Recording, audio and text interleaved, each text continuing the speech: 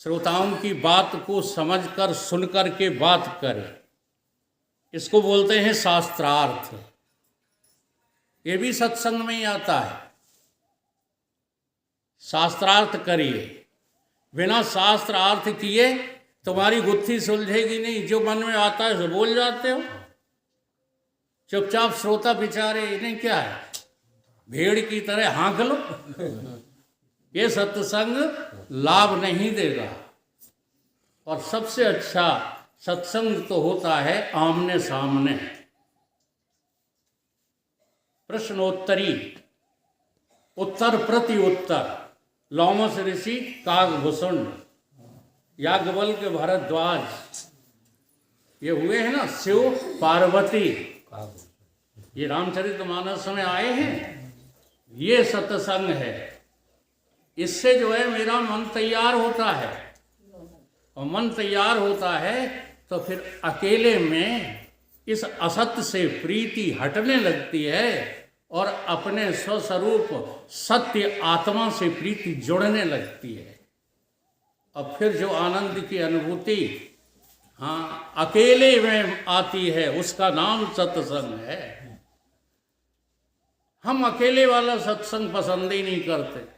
वो क्यों नहीं करते हैं? इसलिए नहीं करते हैं क्योंकि हम मन के जो है गुलाम हैं, मन के अधीन हैं। मेरे मन में जो भर गई है वही हम जो है करने के लिए धर्म को भी ओट बना लेते हैं। धर्म की ओट घृणित पापों के आज हो रहे अत्याचार, धर्म बन गया आज व्यापार। धर्म को व्यापार बना रखा है। ये धर्म व्यापार नहीं है। धर्म कोई व्यापार नहीं है, मजहब का आधार नहीं है। आत्मा की अनुभूति धर्म है, निज जीवन का सार। धर्म बन गया आज व्यापार। इस धर्म को व्यापार मत बनाइए, सत्संग करो। तुम्हारी समझ में नहीं आ रही और हम जो है बोले जा रहे हैं, क्या लाभ है?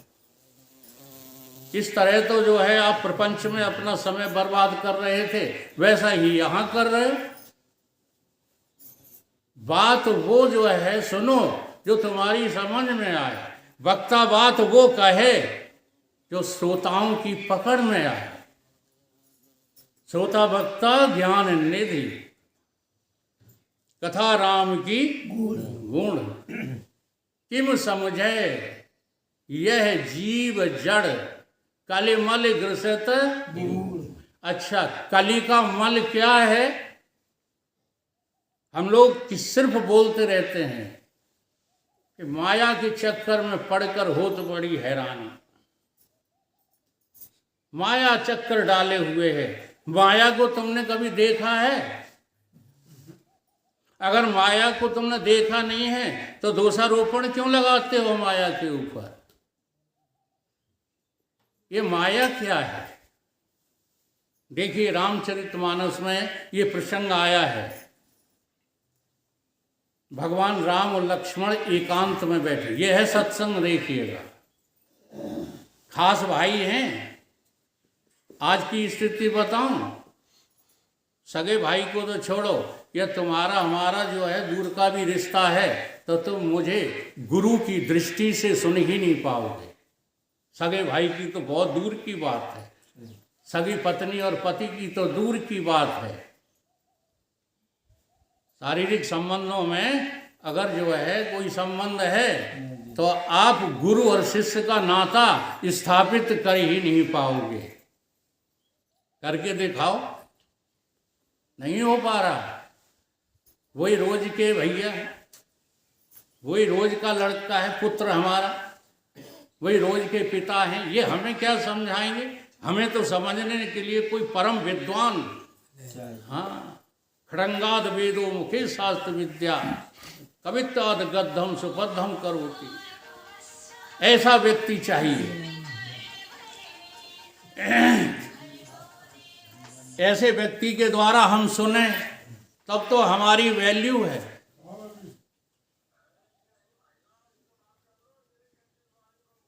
नहीं, ये हमको क्या सत्संग सुनाएंगे? इसलिए ये सत्संग प्रभावी नहीं हो रहा है।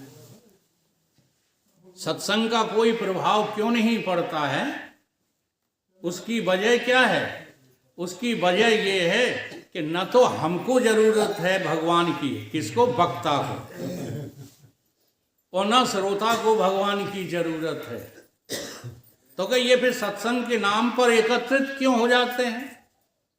उसका कारण है तुम्हारा अपना मन। जी हाँ, ये मन ऊब जाता है जब संसार से, तमोगुण से, रजोगुण से, तब ये सतोगुण की शरण पकड़ता है, लेकिन वहां ढूंढता अपना रंजन ही है। इसलिए वक्ता वो अच्छा लगता है जो लच्छेदार बातें तुम्हारे सामने रखे, जिसमें थोड़ा बहुत मनोरंजन हो। हमारे बहुत से विद्वान बहुत महत्वपूर्ण बातें सुना गए, लेकिन हम आपको चैलेंज करते हैं, उनकी बातें आपकी रत्ती भर समझ में नहीं आई, और जिसकी समझ में आ गया हो, हाँ जी, तो वो खड़ा होकर के हमसे बात करे कि हमारी समझ में भुवनो प्रविष्टो रूपम रूपम प्रतिरूपे ब्रह्म का अर्थ आ गया है, समझ में आ गया है। समझिए, इसको सत्संग नहीं कहते। ना हमको समझना चाहते हैं, ना तुमको समझाना चाहते हो। तुम्हारी भी जय जय, हमारी भी जय जय, ना तुम हारे ना हम जीते।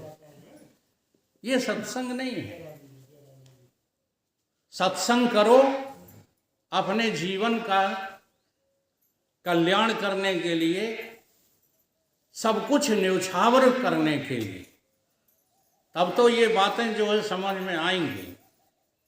राम जी लक्ष्मण जी बैठ करके, हाँ समय मिल गया है इनको, सत्संग कर रहे हैं। देखो दुख भी है, राम जी की पत्नी का हरण हो गया है, लेकिन उसके उपरांत भी दोनों भाई क्या कर रहे हैं? एक बार प्रभु सुख आसीना, लक्ष्मण बचन कहे छल, छलहीन होकर के कहें, छलयुक्त होकर के नहीं। जैसा अभी रण सिंह ने कहा कि गुरु की जबान तो तुम पकड़ोगे, लेकिन किस लिए पकड़ोगे? गुरु को परास्त करने के लिए। किस लिए पकड़ोगे? अपनी योग्यता जो है झाड़ने के लिए। गुरु की जबान पकड़ने का अर्थ जानते हो? गुरु से प्रश्न करना। तो आज लक्ष्मण जी प्रश्न कर रहे हैं, तो छल से विहीन होकर कर रहे हैं, छलयुक्त होकर नहीं कर रहे हैं। और क्या पूछ रहे हैं? देखो, सच्ची बात जानते हो आप? संत शिरोमण गोस्वामी तुलसीदास जी हम और आप लोगों के लिए ऐसे अवतारी पुरुषों को, हाँ, व्यक्ति के रूप में प्रस्तुत कर रहे हैं। प्रमाण है रामचरितमानस में कि न तो लक्ष्मण जो है अज्ञानी है और न राम अज्ञानी है, न भरत न शत्रुघ्न, चारों ही जो है वेद के अवतार हैं, ब्रह्म के अवतार हैं कि नहीं? चारों लोग, जी हाँ। अगर उनकी तरफ नजर उठा करके देखो तो उनमें कोई अज्ञानी नहीं निकले, लेकिन यहाँ पर गोस्वामी जी एक को शिष्य बना दिया। लक्ष्मण बचन कहे छल हीना, छल से हीन होकर के प्रश्न करते हैं। और यहाँ पर जो है कई एक प्रश्न किए। मेरा उद्देश्य चौपाइयाँ सुनाना कतई नहीं रहता। बचपन में बहुत रामायण याद की है, लेकिन आज सब जो है मस्तिष्क में सब निकल गया, कुछ भी नहीं। याद करने पे मेरा जोर ही नहीं रहता, समझने समझाने पर जोर रहता है। हो सकता है कोई बात हमारी समझ में ना आई हो तो श्रोता में से कोई समझाए। बिना समझ करके मुक्ति नहीं मिलेगी। मुक्ति का एक ही उपाय है, जो आप सूत्र बोलते हो ना, ऋते ज्ञानेन मुक्ति। इसका ये अर्थ नहीं है पुस्तक की जो ज्ञान को चाटते फिरो। ऋते ज्ञानेन मुक्ति का अर्थ है केवल तुम्हारी समझ क्या है, तुम समझ क्या बैठे हो। कई बार हम इन बातों को बताते हैं, आप लोग नाराज हो जाते हो। कपड़ों से समझ मिलती है, तो मैं दिखाने के लिए हम पहन लेते हैं, हमें पहनने की जरूरत नहीं है। केवल जो है इन भगवा वस्त्रों से हिंदू संस्कृति की मानसिकता रखने वालों को श्रद्धा है, इसलिए। नहीं, समझ का क्या संबंध है वस्त्रों से, बता दो। कोई संबंध नहीं। हम भगवा वस्त्र पहने हुए हैं और हमारे कल्याण सिंह काले वस्त्र पहने हुए हैं, और दोनों की मृत्यु एक साथ हो रही है। अब इस मृत्यु से बचने का उपाय बोलो, कौन बचाएगा? काले वस्त्र या भगवा वस्त्र? फिर क्यों तुम नाराज हो जाते हो? समझ बचाए। क्यों जो है बेवकूफ़ी की बातें करने लगते हो कि वकील साहब तो जो है पैंट शर्ट पहनते हैं? केवल तुम्हारी समझ तुम्हें बचा सकती है, समझ के अलावा दूसरा कोई उपाय है ही नहीं जो तुम्हें इस भवसागर से पार ले जा सके। इसलिए जो भी काम करो समझ समझ कर करो। भले कर्म में आप जो है लगे हुए हैं, कर्म भी एक साधना है, लेकिन समझ के करो। भैंस को सानी तुम किस लिए करते हो? ईमानदारी से बताना। दूध पाने के लिए। दूध किस लिए पाना चाहते हो?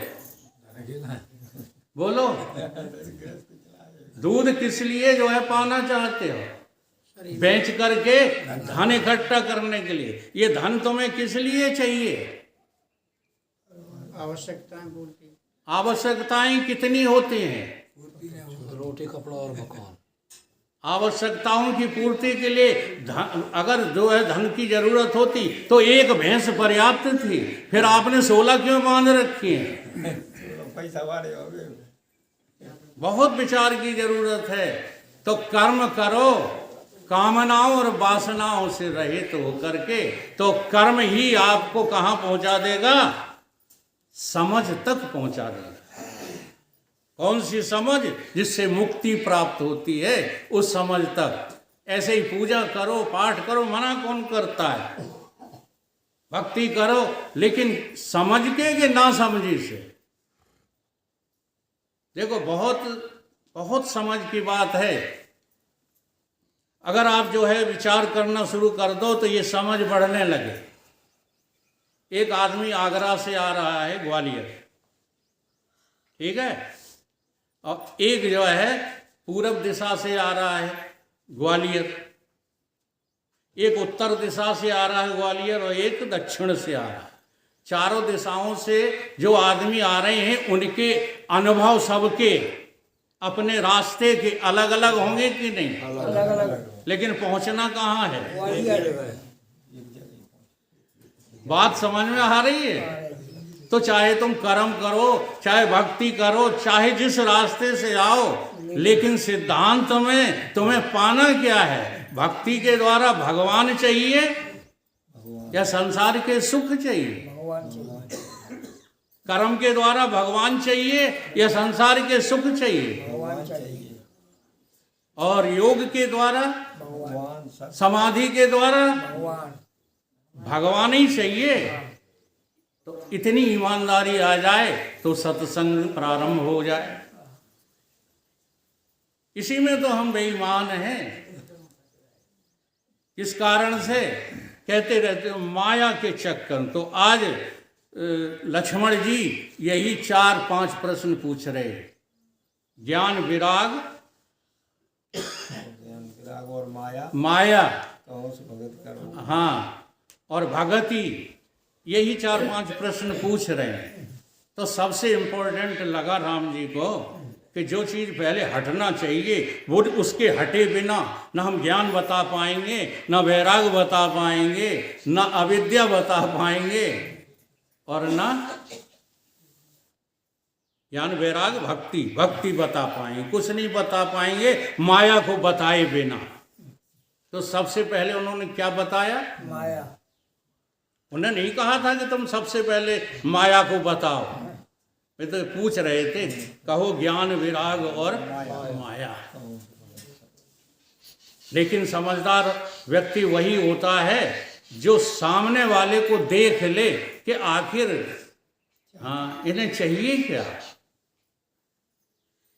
तो आज विषय रखा है मैंने माया क्या है। माया को जाने बिना, माया को समझे बिना आप कहते रहते हो कि हमें माया ने घेर रखा है।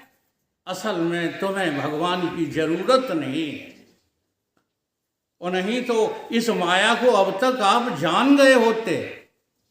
ये माया है क्या चीज जो हमको घेरे हुए बेमतलब में।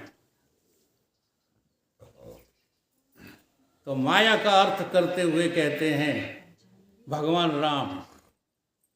एक ही चौपाई कहूँगा और पूरी बात हमारे आपके बीच में हो जाएगी। मैं और मोर, मैं और मोर तोरते माया माया, जही बस की नहीं जीवन निकाया समझ में आई बात।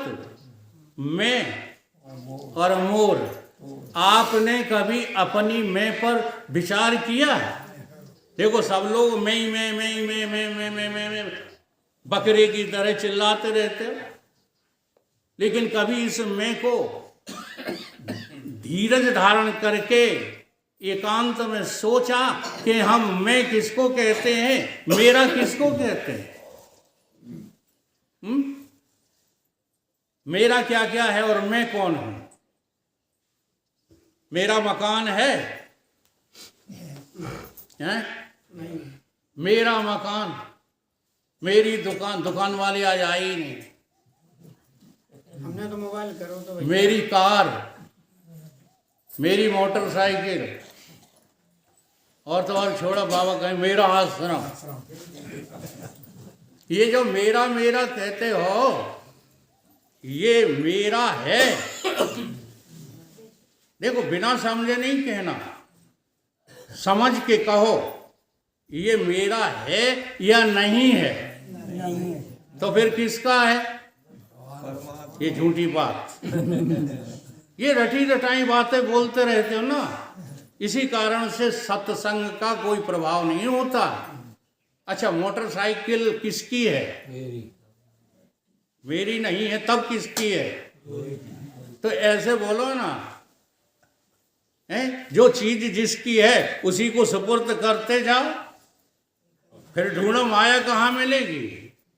माया का नामो निशान नहीं मिलेगा अगर तुम्हारी समझ में मैं और मेरा आ जाए तो। मेरा जब तुम्हारा कुछ ना रहे, समझ में आ जाए, मकान मिट्टी का समझ में आ जाए, है ना, घड़ा मिट्टी का समझ में आ जाए, तो मेरा है कि मिट्टी मिट्टी है। मिट्टी का है, मिट्टी की खेत मेरे समझ में आ जाए। चलो और निराकार बातों की बात करें। अब नौकरी मेरी है, नौकरी की जो तनख्वाह है, वेतन, वो मेरा है। अच्छा वो मेरा नहीं है तो किसका? हम असल में भाषण नहीं करते, प्रवचन नहीं करते, हम तो सत्संग करते हैं। तो इसलिए मेरे सत्संग से लोग, हाँ, जो वीर पुरुष होते हैं ना, जो धीरवान होते हैं, उसी को वीर कहते हैं, उसी को धीर कहते हैं। जो मारे मोह रावण को, उसे रघुवीर कहते हैं। ऐसे वीर और धीर ही हमारे जो है सत्संग में आते हैं, नहीं तो दूर भागते हैं। हाँ, इस वकील से बचाए भगवान, जाने क्या क्या बकता रहता है। और मैं जो बात कहता हूं वो तुम्हें शास्त्रों में ज्यों की त्यों धरी मिलेगी, चाहे जो पढ़ लेना शास्त्रों में। मैं क्या है, मेरा क्या है? जो मेरा है वो मैं नहीं हो सकता, इतनी बात समझ लो। मेरा मकान नहीं, मेरी दुकान नहीं, मेरी भैंसियां नहीं, है ना, ऐसे ही संबंधों पे आ जाओ। मेरा पुत्र है, मेरा भाई है, मेरी पत्नी है, मेरा पति है, नहीं, उसी को तो सोचना शुरू करो माता जी। लगाए का उन्हें नहीं, तो यही तो भ्रम है, तुम खुद लगाए हो। देख लो, और देखो कोई किसी को चाहता नहीं है, कोई किसी को चाहता नहीं है, बहुत बड़ा प्रमाण है। बातचीत मत करो आपस में, अगर आपकी समझ में नहीं आ रही हो तो बाद में कह देना कि लल्ला तुम्हारी बात हमारी समझ में नहीं आई, लेकिन हम जो बोल रहे हैं वो बिल्कुल सही है, आप स्वीकार करो चाहे न करो, कोई किसी का नहीं है। एक जो है पति हारा थका आया, अपना काम करके खेतों से आया हो, बिजनेस से आया हो, ध्यानपूर्वक सुनो, सुनो पहले तब। और आकर के जो है तख्त पर बैठ गया। घर में पत्नी देवी थी उनकी, वो पानी लाई गिलास में, बातचीत ना करो, नहीं शांत रहो भाई, सुनाई नहीं, बैठे थोड़ी देर बैठे रहो। गिलास में पानी लेकर आ गई और दिया, और नीचे जो है स्टूल पर बैठ गई। कौन? अर्धांगिनी। तो पतिदेव ने कहा कि यहाँ तो कोई देख नहीं रहा, ये खामखा का जो है औपचारिक संबंध क्यों दिखा रही हो, बैठो बराबर तख्त पे। बोली मैं नहीं बैठूंगी, मैं तुम्हें स्वामी मानती हूँ और मैं तुम्हारी सेवक हूँ। उन्होंने चलो ना बैठो, तो उनने भी अपना दूसरा स्टूल उठाया और बराबर बैठ गए। जब वो बराबर बैठ गए पतिदेव, तो पत्नी जी जो है नीचे बैठ गई जाकर के जमीन पर। मैं मर्यादा भंग नहीं करूंगी, हाँ मैं तुम्हारी वो हूँ, सेविका हूँ, मैं स्वामिन कैसे बन जाऊं, बराबर कैसे बैठ। उन्हें कहा अच्छी जिद तुम पकड़े हुए हो, तो वो भी उठ के जमीन पर बैठ गए। अब बताओ कहाँ जाओगे। तो एक गड्ढा खुदा था, दौड़ के गई गड्ढे में बैठ गई। हम तुमसे बराबर तो बैठ ही नहीं सकते, ना बराबर बैठेंगे ना ऊंचा बैठेंगे। अब बड़े चक्कर में उन्होंने भी फावड़ा उठाया, दूसरा गड्ढा खोद कर, और वो भी बैठ गए गड्ढे में। बोलो अब कहाँ जाओगे। तो खड़ी हुई और फावड़े से मिट्टी उठाई और पति के ऊपर डालती गई कि मरने कोई बैठे हो तो मरो, हमें तुमसे कुछ लेना नहीं। समझ में आई? वो इतना ही प्यार और प्रेम झलकता है। ऐसे ही जो है पतिदेव की भी एक कथा आती है। ये तो पत्नी की हो गई, ज्यादा चाहने वाले। अब पतिदेव अपनी पत्नी से कहने लगे, देवी हम तुम्हें इतना चाहते हैं, इतना चाहते हैं कि अगर धोखे धड़ाके में तुम कहीं पहले मर गई तो मेरा क्या होगा। तो पत्नी कहने लगी कि कुछ नहीं होगा, सारी दुनिया में ये हो रहा है, किसी की पत्नी मर जाती है तो कुछ होता है क्या। पतिदेव बोले नहीं, मैं तुमको इतना चाहता हूँ, इतना चाहता हूँ, अगर तुम मर गई तो भगवान जाने क्या होगा। तो पत्नी जिद पड़ गई, तो बता ही दो फिर क्या होगा, जो होगा सो बता दो। तो कहने लगे अगर तुम मेरे जीवन में मर गई, हाँ, तो मैं पागल हो जाऊंगा। अब बुद्धू लोग हो ही जाते हैं पागल, समझदार नहीं होते। तो मैं पागल हो जाऊंगा। अच्छा, उन्होंने कहा तुम पागल हो जाओगे, अगर तुम पागल हो गए और मैं मर गई तो तुम करोगे क्या पागल। उन्होंने कहा मैं पागल हो जाऊंगा। पागल क्या करता है, जो करता सो ही करेगा। कि नहीं नहीं नहीं, तुम पागल हो जाओगे तो बता दो मुख्य काम क्या। अरे भाई क्या बात है, स्पष्ट कहो। तो पत्नी ने कहा कि पागल तो तुम हो जाओगे, लेकिन ये तो बता दो कि मैं मर गई तो दूसरा ब्याह करोगे कि नहीं करोगे। तो जानते पतिदेव क्या बोले कि पागल का तुम भरोसा क्यों करती हो, तो करेगा ही करेगा। दोनों ही अर्थ में ना पति पत्नी को चाहता है और ना पत्नी पति को चाहती है। ये संसार के सारे संबंध तुम्हारे झूठे हैं, जो जो मेरे मेरे हैं सब माया है। ठीक है, और ये जो मैं तुम कहते रहते हो बिना समझे, ये भी माया है। मैं और मोर तोर तय माया। ये कैसे है माया?